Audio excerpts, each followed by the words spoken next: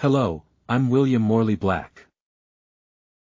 Here is my headstone, which is in the Blanding City Cemetery. I'd like you to know a little bit about my travels that led me to Blanding, Utah. After I joined the Church of Jesus Christ of Latter-day Saints, I wanted to abide God's law.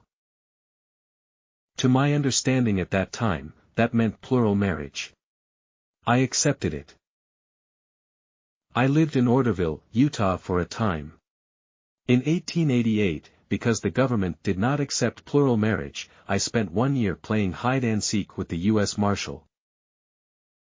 But got tired of the play, so I took Louisa and the youngest family and skipped for Old Mexico. We built up a wonderful community abounding in wealth. Many of my children married and started their own families in Mexico. My daughter, Mary Bell Black, married James Franklin Carroll.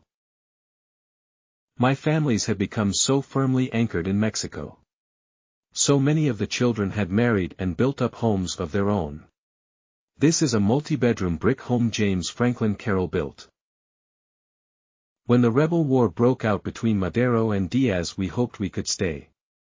But, on the 28th of July 1912, just as our Sabbath meeting was closing, a messenger arrived and gave us notice that the entire community must be ready to leave by Tuesday morning.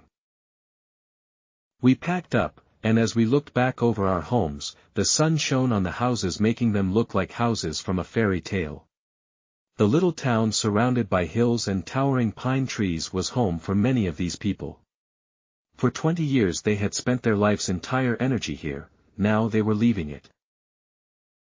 22 train wagons were loaded, all crowded full with the aged and the young, but mostly with women and children, as many of the men were staying to look after the stock.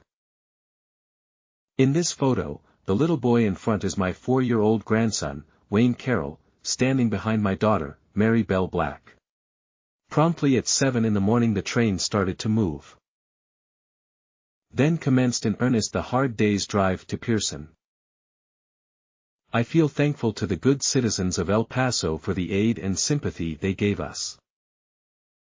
We stayed there a short time, in an abandoned lumber yard camp 2 miles from town.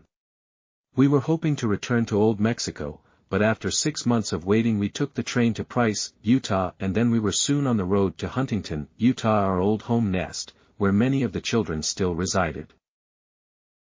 Maria and I took the train at Price for Thompson Springs, then went by auto to Moab, where David took us with team and spring wagon to Grayson, Utah, now called Blanding.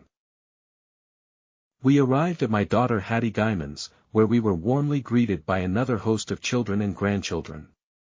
We lived there the rest of our lives. The expulsion from our home was almost forgotten in the joy we found in meeting so many affectionate and loving children. It made me feel that while I may have been a failure financially, yet I had the power and the blessing to found a patriarchal family and name that shall last in Israel after I have passed away, and that knowledge comforts me.